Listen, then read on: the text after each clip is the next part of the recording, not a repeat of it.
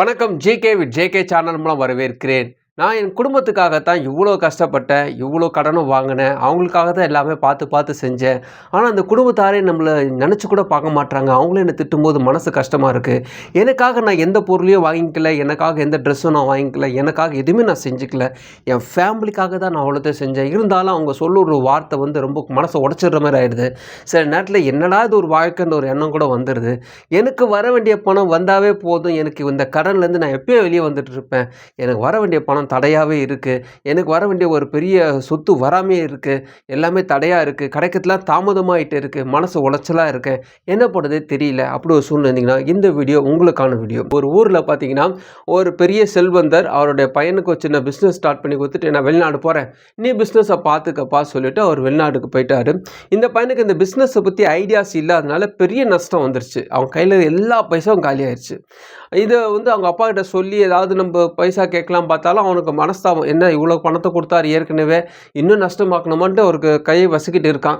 இருந்தாலும் வர வழி இல்லைன்னு அவங்க அப்பாவுக்கு ஃபோன் பண்ணி, அப்பா பெரிய நஷ்டமாயிடுச்சு, சுத்தமாக காசு கிடையாது, ஃபேமிலியும் ரொம்ப கஷ்டப்படுறோம், என்ன பண்ணுறது தெரியலன்னும்போது அவர் என்ன சொன்னார், நான் சொல்லுறது நல்லா கவனி, ஒரு ஊருக்கு போ, அந்த ஊரில் ஒரு விவசாயி இருப்பார், எனக்கு தெரிஞ்ச ஃப்ரெண்டு தான், அவர்கிட்ட ஒரு 4 நாள் தங்கு, அதுக்கப்புறமா அவர் ஒரு பொருள் தருவார். அந்த பொருளை வாங்கிட்ட பிறகு நேராக நம்ம ஊருக்கு வா, நம்ம ஊரில் வந்தேன்னா ஒரு டீ கடை ஒருத்தர் வச்சுருப்பார், அவரை பாரு, அவ்வளோதான். இதை மட்டும் நீ செஞ்சால் போதும், உன் பிரச்சனைலேருந்து நீ வெளியே வந்துடலாம் அவர் சொல்கிறாரு. இந்த விஷயத்தை இந்த பையன் கேட்கும்போது இவன் மனசு தோணுன விஷயம் என்னென்னா, விவசாயிக்கிட்ட போனால் அவர் ஏதோ வச்சுருக்காரு, அந்த ஒரு அமௌண்ட்டு கிடைக்கும், ஒரு ஏதோ ஒரு அப்பா சேர்த்து வச்சுருப்பார் பழகுது, அது ஒரு சொத்தோ அல்லது ஒரு பணமோ நமக்கு கிடைக்க போகுது, அது கிடச்சாவே போதும் நமக்கு, அதனால தான் அப்பா அங்கே போக சொல்லலான்னு சொல்லிட்டு இவன் என்ன பண்ணுறான், நேராக அங்கே விவசாயிக்கிட்ட போகிறான். அந்த விவசாயிக்கிட்ட போய் பார்க்கும்பொழுது அவர் சொல்லி வச்ச மாதிரி, ஏன்ப்பா எப்படி நல்லா இருக்கிறியாப்பா, அப்பா எப்படி இருக்கிறாலாம் கேட்டுட்டு ஒரு 4 நாள் தங்கிட்டு போப்பான்ட்டு அவரே சொல்கிறாரு. இவன் 4 நாள் தங்கலான்னு நினச்சா ஆனால் அவரே சொல்கிறாரு. சொல்லி முடிச்சுட்டு 4 நாள் தங்குறாங்க. நல்லா இந்த விவசாயிகளாம் பார்க்குறாங்க, கஷ்டப்படுத்து விவசாயத்தில் என்னென்ன விஷயங்களுக்கு எல்லாத்தையும் பார்க்குறான். 4வது நாள் அந்த விவசாயி என்ன பண்ணுறாரு, ஒரு பெரிய ஒரு கவர் கொடுக்குறாரு, ஒரு ரெட் கலர் கவர் கையில் கொடுத்து, அப்பா உங்ககிட்ட கொடுக்க சொன்னார், பத்திரமா வச்சிங்கன்னு கொடுக்குறாரு. அந்த ரெட் கவரை அந்த விவசாயிக்கு முன்பாக பிரித்து பார்க்காம, சரி மறைவாக போய் பார்க்கலாம், என்ன விஷயம் இருக்குன்னு பார்க்கலான்ட்டு பஸ் ஸ்டாண்டுக்கு வரான். பஸ்ஸில் ஏறி உட்காடுறான். கவரை பிரித்து பார்த்தா ஒரே ஒரு தங்க நாணயம் இருக்குது. அது பெருசாக ஒன்றும் இல்லை, ஒரு 8 கிராம் இருக்கும், அவ்வளோதான் இருக்கும். ஸோ அதை பார்த்தோன்னே நமக்கு தேவை பல லட்சங்கள், இந்த காயினை வச்சு என்ன பண்ணுறது யோசிச்சுட்டு இருக்கும்போது, இது ஏதோ கொடுத்துருக்காரே என்ன புரியலையேன்னு யோசிச்சுட்டே இருக்கும்போது அந்த வண்டி ஒரு ஸ்பீட் பிரேக்கில் ஏறி இறங்கும்போது அந்த காயின் ஸ்லிப் ஆகி அந்த ஜன்னல் வழியாக விழுந்து அங்கே ஒரு ஆறு போயிருக்கு, 6ல் விழுந்துருச்சு, முடிஞ்சு போச்சு. இந்த பையனுக்கு ரொம்ப மனசு இதுவாகிடுச்சு. ஐயோ இதுவும் போச்சா, நம்ம வாழ்க்கையில் எதுவுமே நடக்க மாட்டேதுன்ட்டு ஒன்று புலம்பிட்டே வரான். வண்டி சேருது, அவங்க ஊருக்கு வரான். அவங்க ஊர் வரும்போது அவனுக்கு ஒரு எண்ணம் தோணுது, அப்பா டீ கடைக்கார ஒருத்தரை பார்க்க சொன்னார், அவரை போய் பார்ப்போன்ட்டு அவர்கிட்ட போகிறான். அண்ணா எப்படி நாக்குறீங்க, நல்லா இருக்கிறீங்களான்னு கேட்கும்போது அந்த டீ கடைக்காரர் எல்லாம் நல்லா இருக்கிறப்பா, டீ சாப்பிட்றியாலாம் கேட்குறாரு. எதுக்கு அப்பா பார்க்க சொன்னார் தெரியலையே, இவனும் எதுவும் கேட்கல, அவரும் எதுவும் இல்லை. கொஞ்ச நேரம் கழிச்சு அவரே ஸ்டார்ட் பண்ணுறாரு, அப்பா ஏதாவது கவர் கொடுத்தாரா உங்ககிட்ட, ரெட் கலர் கவரு சொல்லும்போது, ஆமாண்ணே ஒரு கவர் விவசாயி கொடுத்தாரு, அதில் ஒரு காயின் இருந்துச்சு, நான் எடுத்து பார்க்கும்போது பஸ்லேருந்து ஒரு ஆற்றுல விழுந்துருச்சுண்ணே.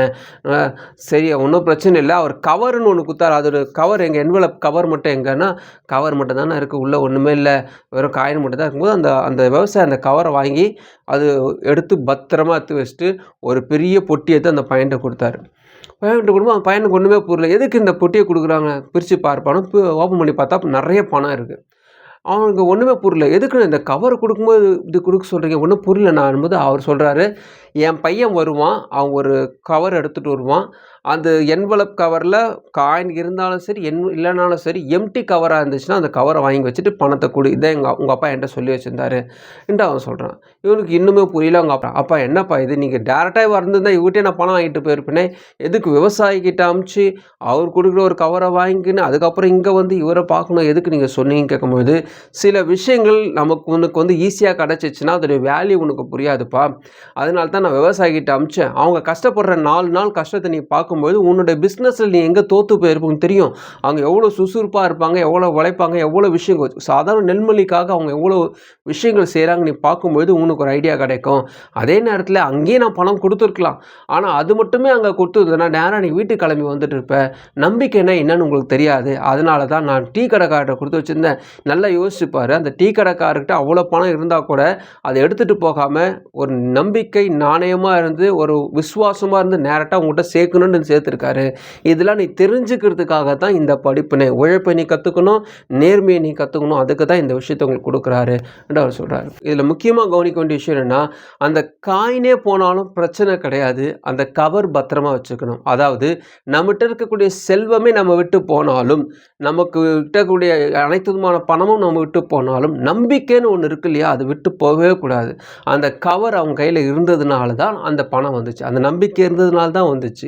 இந்த இடத்துல கவர் முக்கியமாக, அதில் இருக்கக்கூடிய பணம் முக்கியமாக கேட்டிங்கன்னா, அந்த கவர் தான் ஜெயிச்சது. அதாவது நமக்கு கடவுள் கொடுத்துருக்கக்கூடிய நம்பிக்கை, கடவுள் நமக்காக சில விஷயங்கள் செஞ்சுருக்காருன்னா, உங்ககிட்ட எவ்வளோ நஷ்டம் வந்தாலும் அந்த நஷ்டத்தை பற்றி கவலைப்படாதீங்க. நீங்கள் மறுபடியும் உங்கள் வேலையை நீங்கள் ஸ்டார்ட் பண்ண முடியும். மறுபடியும் நீங்கள் எப்படி இருந்தீங்களோ அதே நிலைமையில் வர முடியும். அதுதான் சொல்கிறேன். ஸோ தடைகளை பற்றி கவலைப்பட தேவையில்லை. சில நேரத்தில் கடவுள் இதை நம்ம கொடுத்துட்ருப்பாரு, அது நம்ம கண்ணுக்கு தெரிஞ்சிருக்காது. அதாவது பெரிய ஆசீர்வாதத்துக்கு சின்ன கீ தான் அதை ஆப்ரேட் பண்ணுற மாதிரி இருக்கும். ஒரு பெரிய கார் வாங்கினீங்கன்னா கூட சின்ன ஒரு கீ கையளவு தான் இருக்கும். அதை ஆப்ரேட் பண்ணுற முழு காரையும் ஆப்ரேட் பண்ணுறதுக்கு அந்த கீ போதும். அதுபோல் உங்களோட பெரிய ஆசீர்வாதம் சின்ன கீழே தான் இருக்கும். ஆனால் உங்கள் பக்கத்தே தான் இருக்கும், உங்களுக்கு கண்ணுக்கு தெரியாது. அது இன்னும் வருமானு வெயிட் பண்ணிருப்பீங்க. அது எப்பவுமே சேர்ந்துட்டு இருக்கும். அதாவது அமெரிக்காவை சார்ந்த வால்டர் ஹண்ட்னு ஒருத்தர் இருந்தார். 1849 ஒரு பெரிய கண்டுபிடிப்பு. இன்னி வரைக்குமே அதுக்கு ஈடு இணையாக எதுவுமே நீங்கள் ஆல்டர்னேட்டே கிடையாதுன்னு சொல்ல முடியும். அதாவது சேஃப்டி பின். இந்த சேஃப்டி பின்னை வால்டர் ஹண்ட் கண்டுபிடிக்கிறாரு 1849. ஆனால் அவருடைய துரதிர்ஷ்டம் என்னன்னு பார்த்தீங்கன்னா, அவர் கண்டுபிடிச்ச பொருள் அந்த டைமிங் பார்த்தீங்கன்னா, அவங்க பெரிய கடன்காரனாக இருக்கக்கூடிய சூழ்நிலை. அவங்க நண்பர்கள்லாம் நோண்டுறாங்க, பணத்தை எப்போ தருவேன், வாங்கின பணத்தை எப்போ தருவேன் நோண்டுறாங்க. ஒரு $15 அவருக்கு பெரிய கடன். அந்த டைமில் பெரிய கடன் அவருக்கு. என்ன பண்ணுறதுன்னு தெரியல. கடனை ஒழிச்சா போதுண்டா, சாப்பாடு கூட வழி இல்லாமல் இருக்கிறன்றதுனால இந்த காப்புரிமை இருக்கும் இல்லையா, பேட்டன், அந்த சேஃப்டி பின்னோட பேட்டனை WR கிரேஸ்ன்ட்டு ஒரு கம்பெனிக்கு அவர் கொடுத்துட்டார். $400 கொடுக்குறாருங்க. அவரை பொறுத்த வரைக்கும் 400 அப்போ பெரிய விஷயம். அவர் கொடுத்து முடிக்கிறாரு. சரியாக ஒரு வருஷத்துக்கு அப்புறமா பார்த்தீங்கன்னா, அந்த சேஃப்டி பின்னுடைய வேல்யூ பார்த்தீங்கன்னா பல மில்லியன்ஸ். அந்த கம்பெனி WR கிரேஸ் என்ற கம்பெனி பல மில்லியனுக்கு அந்த லாபத்தை பார்க்குறாங்க. இது எதுக்கு சொல்கிறேன்னா, சில நேரத்தில் நமக்கு சின்ன விஷயம், ஒரு கடை ஒன்று கிடச்சிருக்கும், ஒரு சின்ன இட்லி கடை கிடச்சிருக்கும், சின்னதாக ஒரு எலக்ட்ரிக்கல் ஷாப் கடை கிடச்சிருக்கும், சின்னதாக ஒரு டைல்ஸ் மிஷின் கடை வச்சுருப்பீங்க.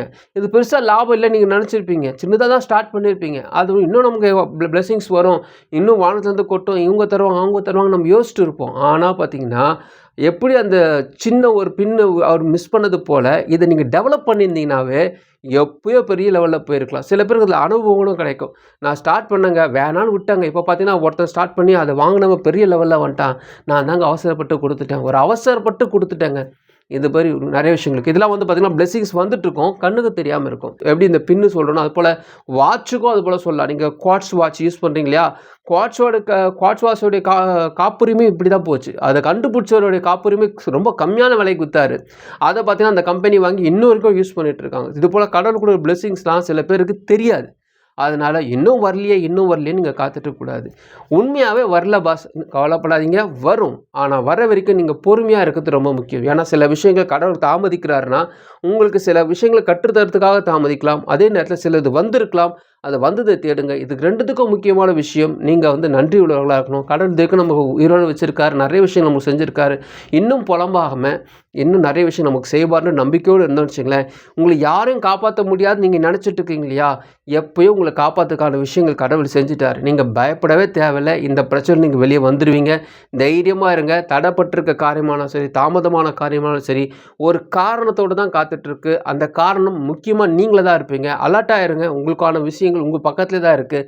டக்குன்னு வரும்போது பிடிச்சிக்குங்க, அதை வச்சு முன்னேற பாருங்கள். கண்டிப்பாக கடவுள் உங்களுக்கு நிறைய விஷயங்கள் செய்வார்.